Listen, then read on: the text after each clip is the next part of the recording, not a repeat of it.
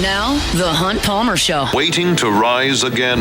You're listening to The Hunt Palmer Show. Brought to you by Quirks, Cajun fried fish and shrimp on 104.5 ESPN Baton Rouge. This is the moment you've all been waiting for. Locking down the middle of the day. Live from the Mercedes-Benz of Baton Rouge studio. This is Hunt Palmer.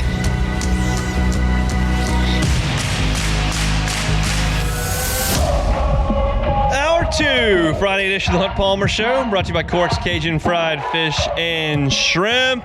Got some football to talk about here over the final hour. We'll squeeze in some baseball as well, as LSU and Missouri will get started in about 2.5 hours from the box. 4:30 first pitch between the Tigers and the Tigers in the SEC opener. I want to react briefly before we get into football here, because Garrett Nussmeier met with the media. Briefly to the report that Cooper Flagg wants to play tonight. You heard in the Sports Center if you were just listening. What? Why? Is there anyone with any common sense? He ought to be seated on a couch with his foot in a bucket of ice for 3 days. What in the world does Duke need to go out there in the ACC tournament for and put their top draft pick at further risk with a significant ankle sprain? Like, what world does anyone think it's a good idea for him to go out there? Like, I get, like, I'm a competitor, I'm mean, I want to go out there and get mine, I'm going to dunk on you, I don't like North Carolina, I came to Duke to fulfill a promise and to play, and if I can get out there, I'm going to give it a go. No. You came to Duke trying to win the national championship.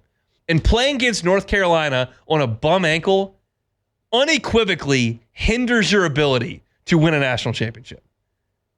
Absolutely ridiculous that it would even be considered that Cooper Flagg would go out there. Beck, am I completely off base here that that's ludicrous? No, it is. I mean, it doesn't make any sense. We've talked before about when you have teams, it's more pronounced in baseball, but especially even in basketball, you'll see sometimes the higher seeded teams in conference tournaments not necessarily giving it their all because they know that their spot in the NCAA tournament is pretty much cemented.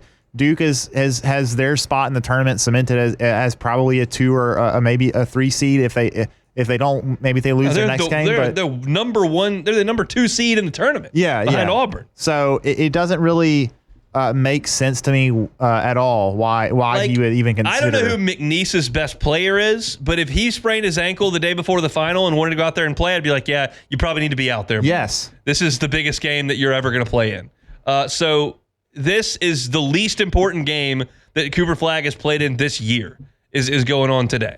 So have a seat, Coop. That's my 2 cents on the issue. All right, let's talk some LSU football. Tigers have been out there for about a week in spring practice thus far. And finally, the players were able to be made available to the media today. Ahmad Bro spoke to the media a little bit. And Garrett Nussmeier, LSU starting quarterback, had an opportunity to sit down with the media and had a number of different topics he wanted to hit on. And the first was kind of what he wants to get out of this spring. It's his first as the incumbent starting quarterback at LSU. Yeah, I think for me, it's not an individual thing, you know. As you said, it's about our team and our unit. I think it's my responsibility to do the best job I can as a leader, to push guys, to get guys in the right spots, to get guys going in the right places, and, you know, to also bring the level of intensity and juice that, you know, is expected from me as well, you know, as the starting quarterback of this team. And so it's really, for me, just consistency, showing up every single day and bringing that same level of energy and trying to bring guys along with me. And so I think that, you know, the guys have responded very well. I think there's been a lot of energy at practices, and it's been awesome to see. And, you know, the new guys have meshed very well with the guys that have been here for a while, and so it's been a really cool dynamic, and I'm excited to see it continue to work. So I think that what he says there is true on a lot of levels. Like, this is less about his development, which is important, and he's got to throw less interceptions, and he's got to run a little bit more, and we understand how all that goes, but it's more so about the gelling of the unit. He's got some new receivers they're going to have to work in, and he's got an entire new group up front that he's going to have to work with. And I think that is the most important thing for Garrett Nussmeier as far as what he's trying to get. It's more so about the team. He's got plenty of arm. He's seen all the defensive coverages. Like, there's a lot that he's been exposed to at this point after a year of playing at that level. So, yeah, I think it's more so the team than anything else. Second piece here was, is this different than any other spring that you've been a part of? This is my 5th spring, which is crazy to even think about. But it's different than any other spring I've ever been a part of. There's a different vibe. There's a different intensity level. You can ask anybody around here. We picked up the intensity, and so there's more screaming, there's more crap talk, and there's more, all of that. And so that's awesome to see. And I'm really, really, really happy and proud of our guys and the way that they've attacked this spring. Football players are funny to me because they're wired so differently than me. He's so excited about the amount of crap talking that's going on the field. And I look at that as like, who gives a dang? But that's why I'm not wired like that. It's and they very much are. And there's legendary stories of Joe Burrow getting into a fight with I think it was Patrick Queen. And so that's celebrated from a football perspective, that's what they're looking to do there. And so again, I remember Garrett Nussmeier's first spring. I remember his first fall camp.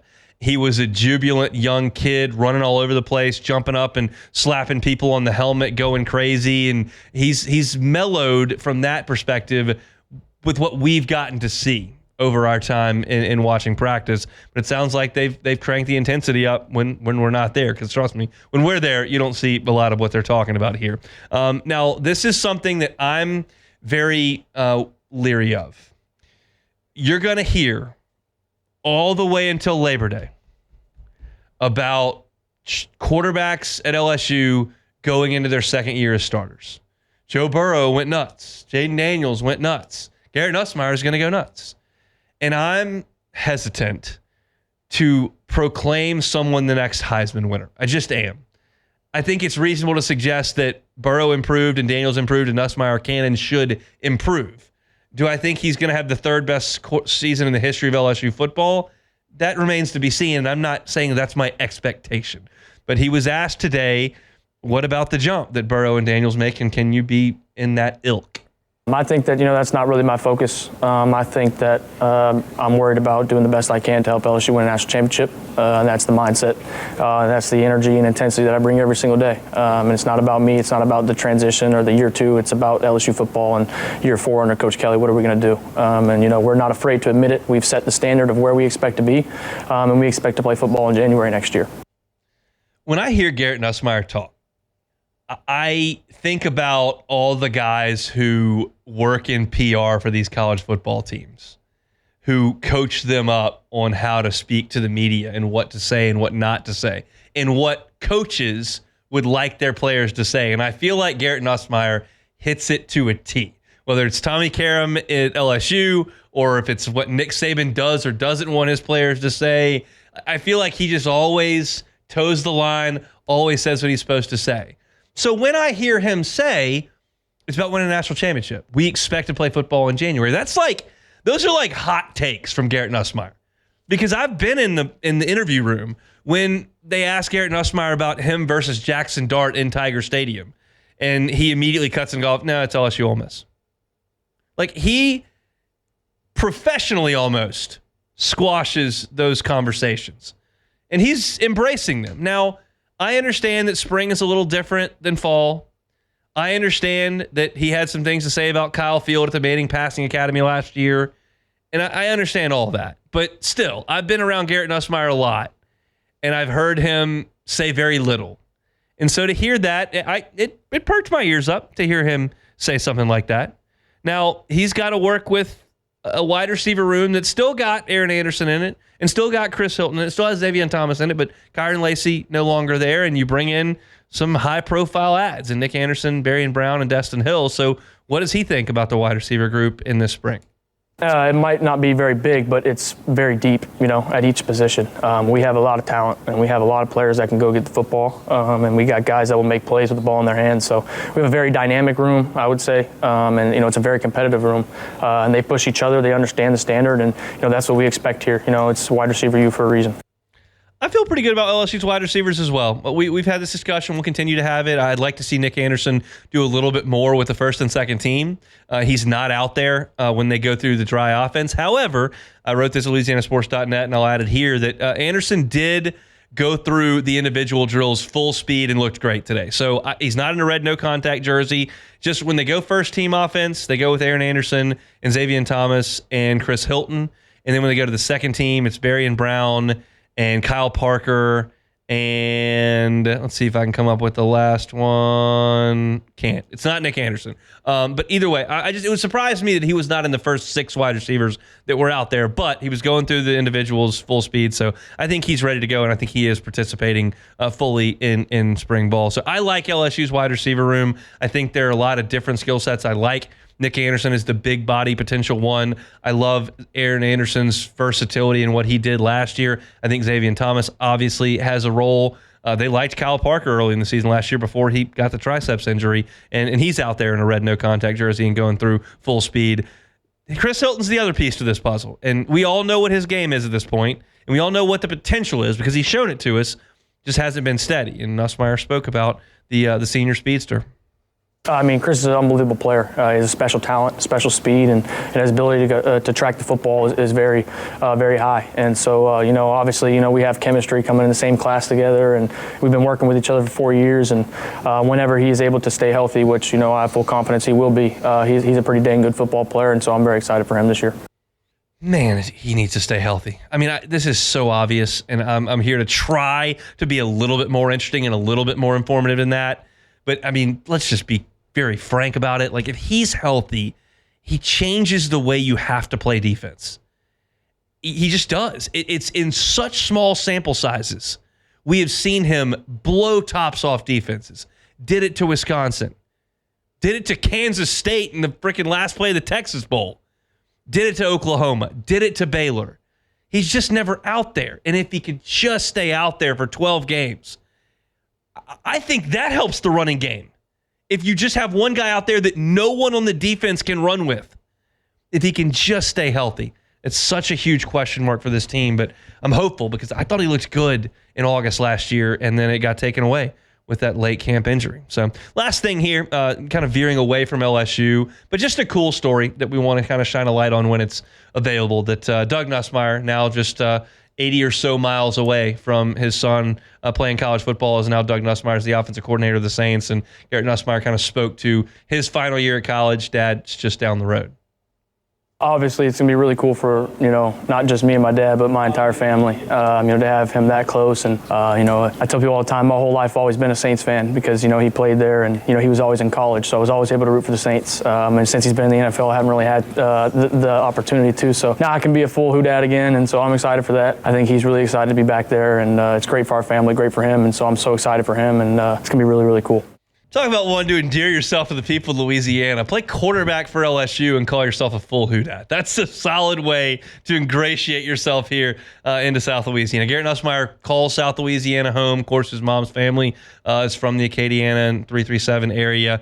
And that's just a cool little storyline that certainly everyone's familiar with, but I think that it's cool to hear Garrett's perspective on it. And hopefully Garrett can get over to New Orleans for a Saints game or two, and hopefully Doug can get up the road for some LSU home games as well, just for a selfish family perspective for those guys. I realize they got work to do on the weekends for sure, but they can get over and see each other in action because they're so close. I think that's a really, really cool thing that just very, very few people have the opportunity to experience something at that level at this point in their lives. That's a very, very cool thing. So that's Garrett Nussmeier speaking to the media earlier today. Let's revisit LSU baseball on Tigers in Missouri. We'll talk about that when we come back. Still got some more thoughts of what I saw at practice earlier today. So we'll do all that in hour number 2 of the Hunt Palmer Show.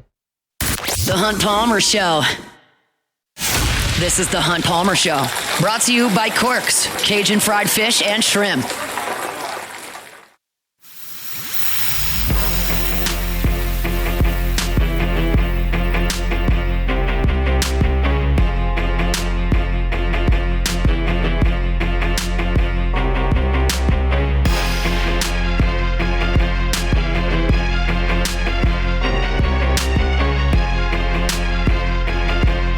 I've got some good news and some bad news for all of you Ole Miss Rebel fans that are not watching your team play and are listening to the Hunt Palmer Show right this second. So I got to imagine just tens of thousands of you that are locked in.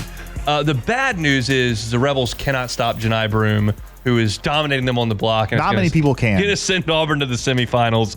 Ole Miss's SEC tournament run will be over. That'll wait there. Their NCAA tournament fate coming up on Sunday. You mean as in they may not make the tournament? No, they will make their okay. Well, you said their fate. Yeah, their fate could be a 2 seed. There could be. Okay. I mean, not a 2 seed. They could be. I haven't looked at that, but I would imagine Ole Miss is somewhere in the neighborhood of a 4. Yeah, I would assume probably 4 to 6, 4 or 5, something like that. maybe. Yeah. So they'll wait that on Sunday. The good news for all you Ole Miss fans who are not watching Ole Miss and are listening to the Hunt Palmer Show is that the first pitch that Hayden Frederico saw from new Friday night starter Zach Root of Arkansas got hit over the wall. So it's 1-0 Rebels in West Oxford. Monroe alum. Is that right? Yeah, Hayden Federico. I did not know that. Freshman. I did not know that. Good player. Yeah, well, He played quarterback for them as well. Things got a little chippy. Frederico in a game last weekend, he hit a homer and bat flipped, and somebody didn't like that, and they got into a little bit of a brawl. And then Federico, who apparently is a coach's kid, apologized profusely for bat flipping, and all the Ole Miss media kind of laughed at him for doing that. But yeah, 1-0 Rebs in game one of that all important SEC opening slate up there in Oxford. I want to talk LSU pitching as you get into this weekend against Missouri. And hopefully, LSU doesn't have to make a lot of really, really difficult decisions this weekend. If LSU comes out and plays their brand of baseball, you should take care of Missouri. But you never know. So I put LSU pitching as far as the entire weekend goes into 4 buckets. I've got the starters, I've got the long relievers, I've got what I'm terming as the firemen that are going to potentially come in dirty innings to get out of a jam. Then I've got lefties, and then I've got the closer. Those are my 5 buckets that I've created here. Of course, you know the starters are Cade Anderson, Anthony Ianson, and Chase Shores. Briefly on those. I feel like Anderson has really done a nice job in the pre-conference, but none of that means a ton until you get to this portion of the schedule. And if we're looking for a slow ramp up, as I talked about in the first hour, like this is as slow a ramp up as you can get to league play. Like they're not sending you to play Tennessee in Lindsey Nelson this weekend. You're not going to College Station. You're not going to Gainesville. You're at home. Sorry, sneeze, just can't fight it off. Just such an awful feeling when it's right there and I've got the cough button ready and it's just awful situation. But I think we've hit it. Okay, you're at home against Missouri. That's as easy as they can hand you. I feel good about Anderson this weekend. Hopefully, the goal here is he really needs to get through 6 innings. I'd love it if he got through 7. Then you got Ianson. Which Ianson are we going to see? The guy who has dominated the end of his last 2 starts or the guy who's gotten off to bumpy starts to the beginning? Let's see. And then you got Chase Shores, who should give LSU a decided advantage in Game 3, although you can make the case that Missouri's Game 3 starter is their best arm. That's Caden Drew, who is his ERA is the lowest of the 3 starters at 3.43. But I feel like Shores should do his thing on Game 3. I feel good about LSU's rotation this weekend. I would have more trepidation if you were going to College Station or Knoxville, as I just said, but I feel pretty good about them this weekend. So what does the bullpen look like? And I feel like I've got these 4 buckets here. If you need length, if one of your starters gets knocked around a little bit in the 4th, I think Zach Cowan's first. I think William Schmidt is option B. Those are the 2 guys I think that you would go to and say, hey, we really need 6 outs here. We really need 7 outs here. I think those are your 2 long guys. I think if you've got an issue in the 6 where you've got the bases loaded and 1 out, I think that is Connor Binge. I think that is very much Binge first, Rizzy second. Rizzy's command has been a bit of an issue. So putting him into like a bases loaded situation may not be the best time, but Binge I think is wired for that. Now, I realize Binge gave up the 3-run homer against Omaha. That's the game you lost. But he's the fireman, I think, on this team right now.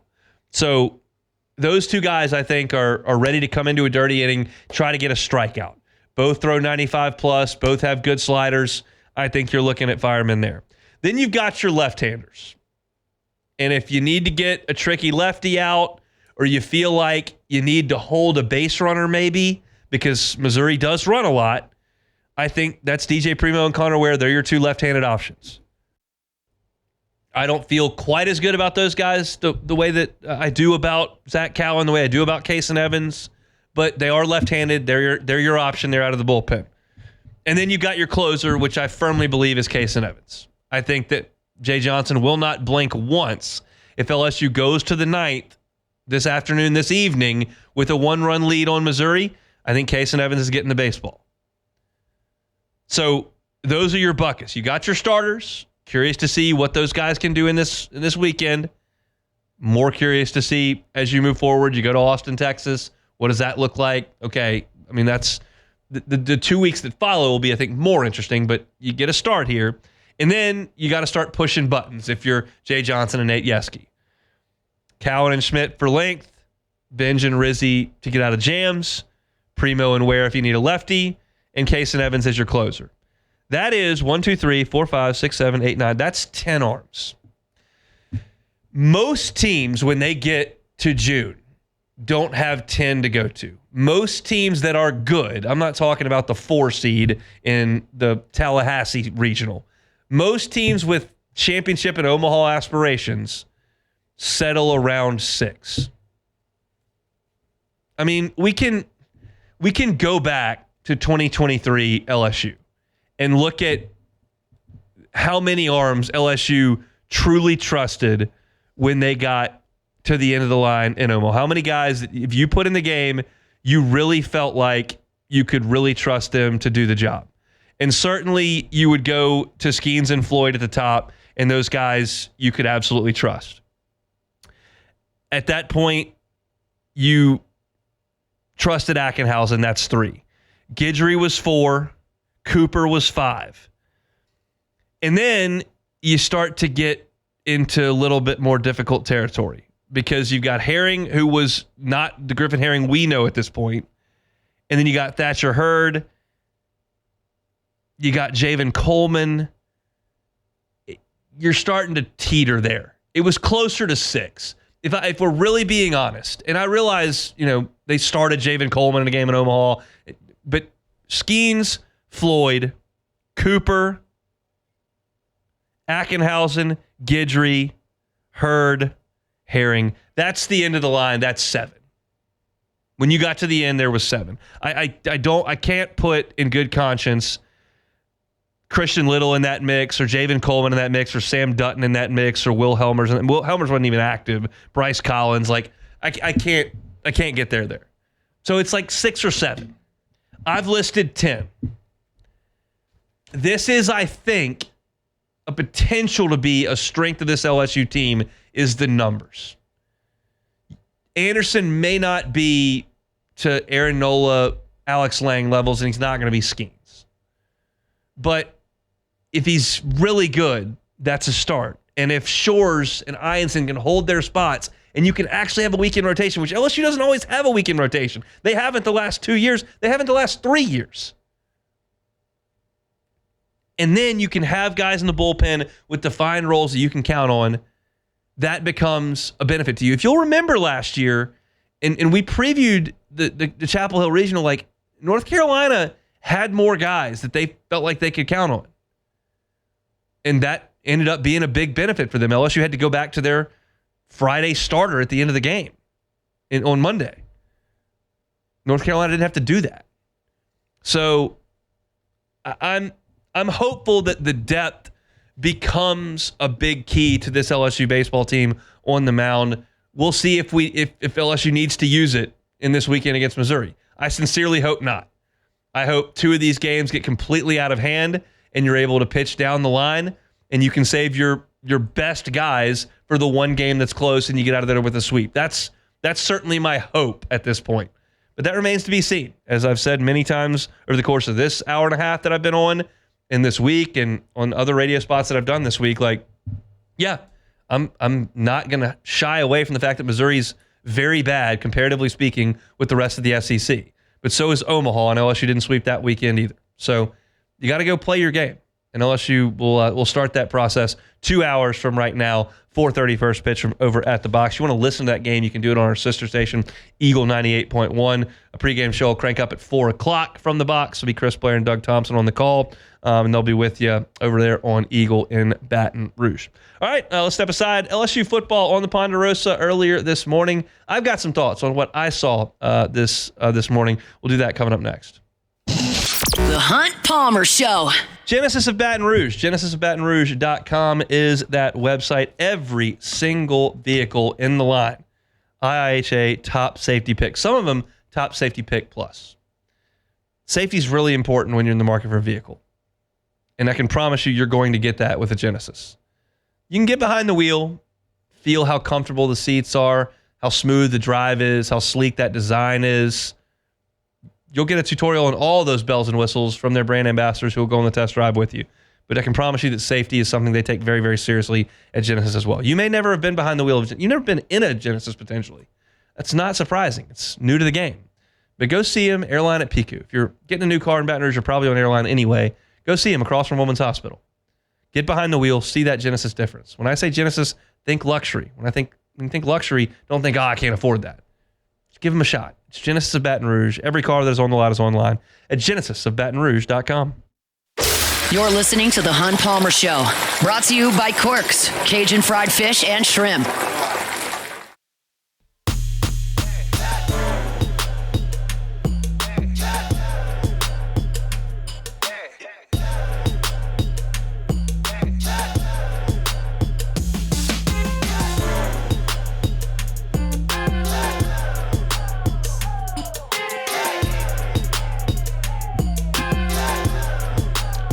Ole Miss leads Arkansas. Game 1 of that 3-game set in Oxford. 2-0 Rebs as they play in the 3rd inning.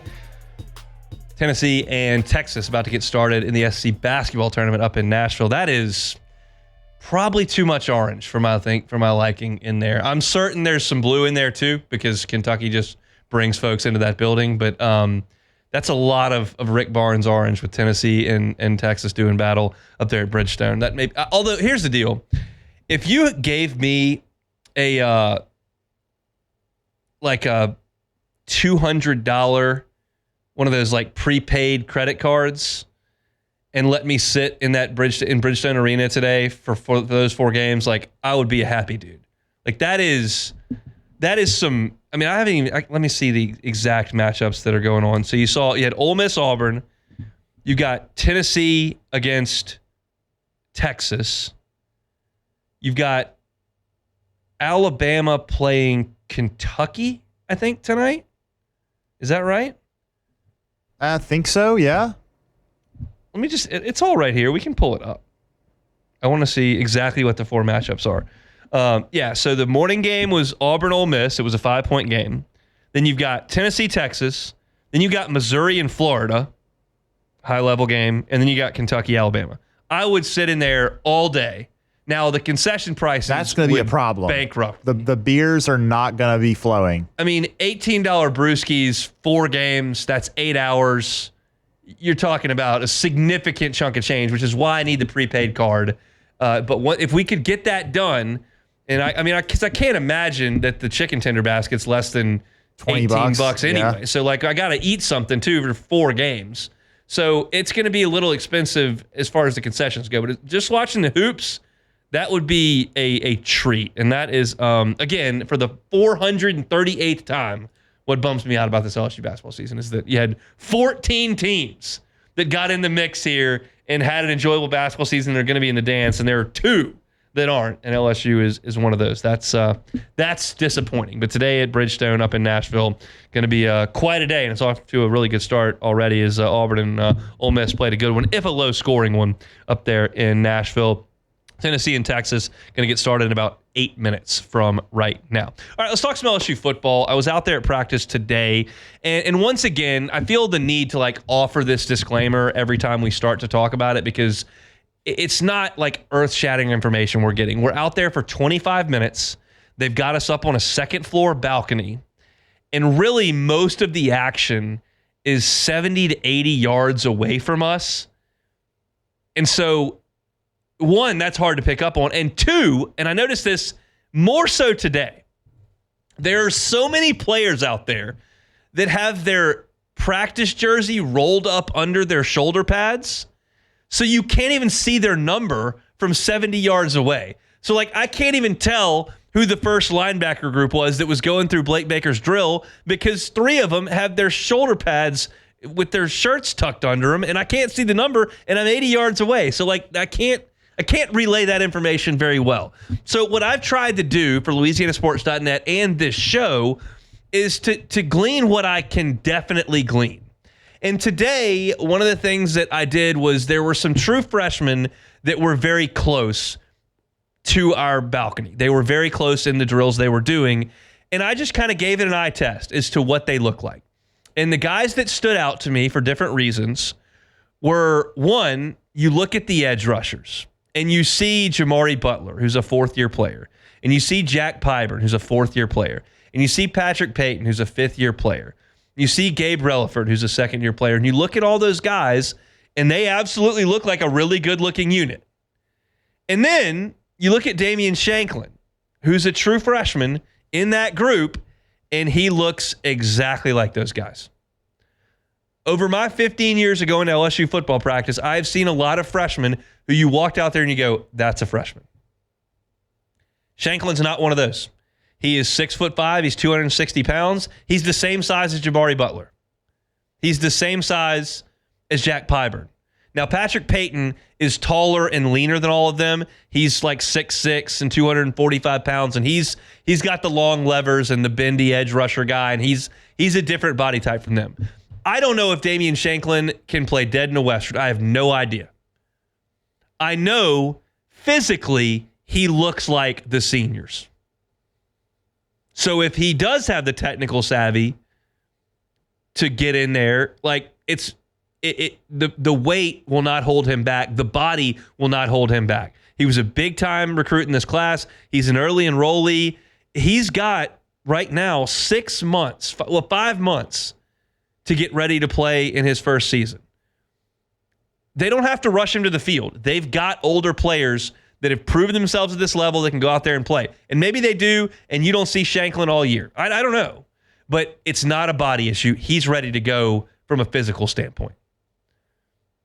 Now, at corner, if you go over there, you'll see DJ Pickett. He looks like a freshman. Now, DJ Pickett is 6'4", and most of the guys who are out there, whether it's Mansour Delane or Ashton Stamps, those guys are like 5'11", 6 feet, 6'1". He's clearly got the biggest frame that he would have to fill out. But he looks skinny. And any weight that LSU can put on him would be good. Now, I always use this example. And I think it's important because I'm not trying to tell you I know everything. I don't. Trust me. I watched Rashard Robinson go through fall practice and went, he can't play for 2 years.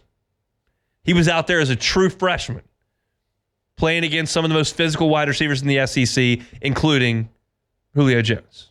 Was that Julio Jones? Yeah. No, I can't. No, Mike Evans. Sorry. I'd go a couple years further. Mike Evans. You see the guy? He's a pretty physical dude. And Rashard Robinson played him straight up.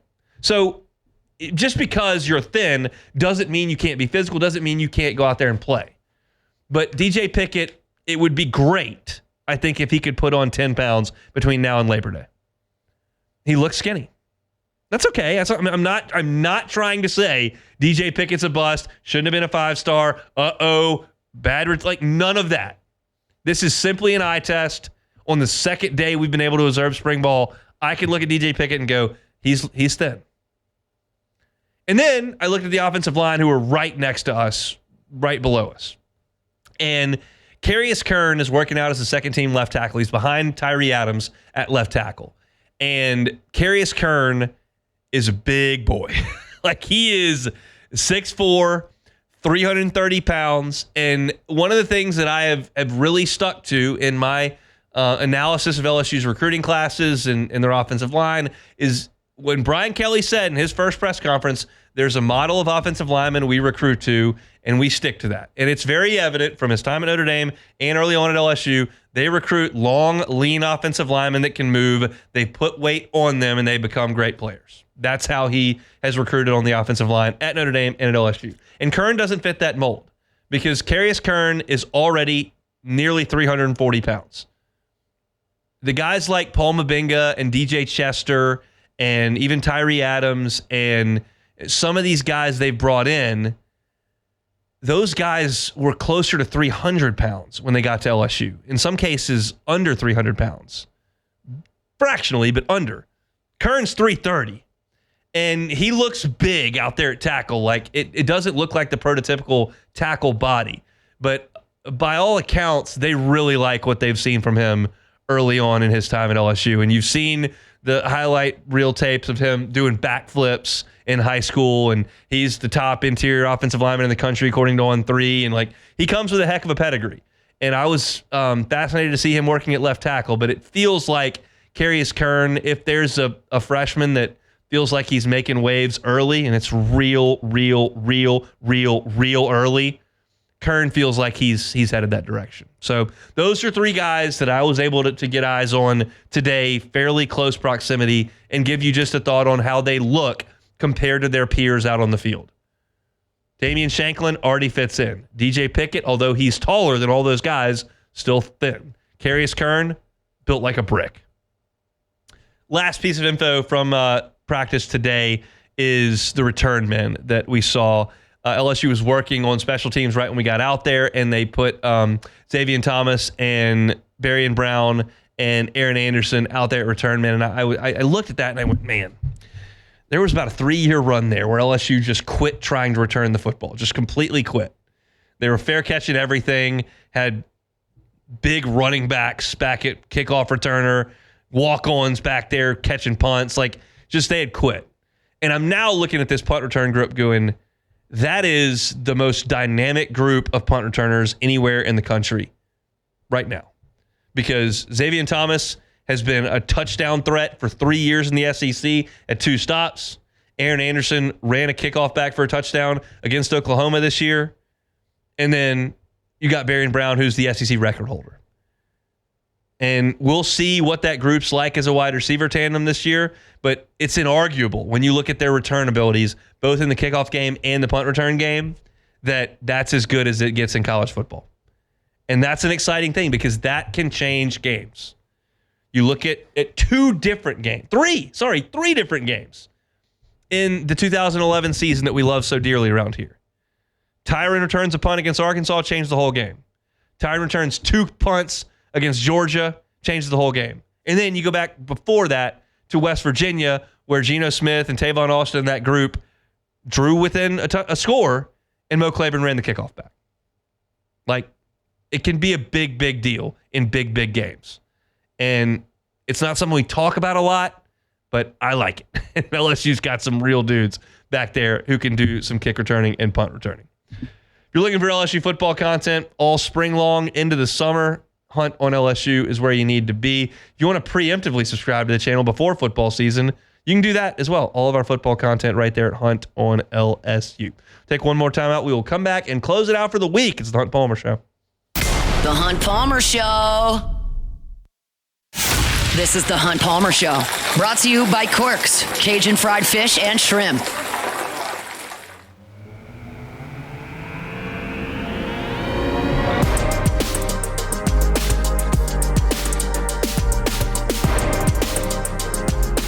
Join us at the Louisiana Outdoor Expo at the Lamar Dixon Expo Center from March 14th to the 16th this weekend. Head over to the front or back booth and register for your chance to win a U10 new canoe, a compact, versatile kayak perfect for fishing and hunting adventures. Visit 1045ESPN.com for details, and also registration for the VEX European Bracket Challenge is now open. You can start registering at 1045ESPN.com, and then be sure to check back and get your picks in after the first games are announced on Selection Sunday. The person with the most accurate picks this year will win $1,000 in cash. Forgive my my chuckle here. I didn't see it. No, I have no idea what you just read. I was reading an email that I just got as an order confirmation. Don't tell me you ordered something off Instagram again. I did not. My wife ordered an Easter basket for Keller. What?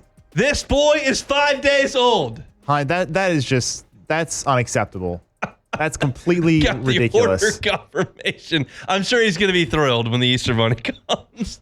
I mean, Kid can't stay awake for 8 minutes, but we got an Easter basket coming for him. That's a bit much. This is what you have to look forward to. No, Mac. that's not happening. I will not allow that. How are you going to not allow that? You're going to be at work and she's just going to not order the Easter basket? I'm going to tell her you have to return it. It's not happening. Do you know what these women will do when they're on maternity leave and they're just sitting on the couch and the baby's asleep all day? I'm and aware. You're at work? I'm the aware. internet is endless. There's endless amounts of dollars you can spend on the internet. Easter basket. Yeah. 5 days old. Or fake shirts on Instagram. Look. Hunt, don't ever order something off Instagram again, please. The airline, which we can now shout out, American, did refund my check-in. There you go. I checked the bag and they refunded it. No Good word stuff. yet from the fake shirt company. Also, Southwest, man, they're getting rid of the check bags. It's doesn't seem like the smartest thing on their part to me. Yeah, I don't fly ever. I just never. I don't really either that much, but I'm hopeful that I'm flying in June. That would mean LSU did well. That would be good. It needs to start today. It needs to start in an hour and a half, quite frankly. Do we have any take it or leave it? Yeah. 5-day-old Take it or leave it. Take it or leave it. Today's hottest stories in sports, news, and sometimes even Hunt's life. The question is, will he take them or leave them? Yeah, how about that? Easter baskets for the 2-month-old. Take it or leave it. Take it. Got to. Really? Spoil your kids, Beck. It's very important. I'm going to leave it. Leave it alone. Whose segment is this? I'm the one who reads the question, so You take you know control what? of this segment. I'm You take taking control of the expenditures in your house. I got Yes, it. absolutely. We'll see how that goes. I look forward to laughing right in your face. You probably a lot. will. Almost certainly will. All right, first one here. 17 at Sawgrass is the best par 3 in the world. Take it or leave it. Gotta leave that for sure. Leave it alone. I would go. I think based on design, it's 12 at Augusta. Just the way that a cut falls short and the draw goes long and that whole thing. As far as aesthetics, I think it's 16 at Cypress. I think those are probably the two that come to mind most quickly. 7 at Pebble gets a lot of love, but I think that the two I just mentioned are probably above it to me. All right, next one here. $800 to get a tee time at Sawgrass. Take it or leave it. I mean, I'm going to leave it. I'd rather Leave just it have alone. it for free, but if that's what it's going to cost, I wouldn't mind paying $100, maybe $200, but $800. I'm gonna get to the ones that just require a checkbook. Like St. Andrews just requires a checkbook. Sawgrass just requires a checkbook. Pinehurst just requires a checkbook. Like there are some around the Kapalua in Hawaii. Like I'm gonna get to some of these because they're just available. It's the ones that you have to get invited to that are the sweetest you got to get to, and I don't get to very many of those. Yeah, you got the Cypress on. I did get to them. You're one of the very select few that's Have ever I told played you my that. Cypress story where the caddy told me on 18? Yeah, you have. Yeah. That guy. This Next lead, time as you soon come as- back yeah. in August. I'm not coming back. This is it. This is it for me. I'm a radio guy in Baton Rouge. I don't play Cypress 5 times. I play it once. That's it. All right, last one here real quick. Reports are emerging that power couple Carson Beck and Hannah Cavender are split after Cavender wiped Beck's pictures off of her Instagram account. Trouble in the 305. Take it or leave it. Got to take it. That's I'll tough. take I it. don't know what the Lamborghini couple on South Beach is going to do. How will they ever find anyone else to date on I South don't Beach? know. It's going to be really tough. There's Yeah, it nowhere to will get be. together with anybody down there. There's nobody attractive down there. I think they'll get him. Did he go to Miami just because of her? I mean, I'm sure he No, got some life while that's not. He said that isn't the case, but who knows? Whatever. All right, that's it for us. Hopefully LSU sweeps this weekend. I'll do it. I'll call a sweep. Matt's going to drive you home next, and after further review, we'll see you Monday. Another edition of the Hunt Palmer Show. The Hunt Palmer Show.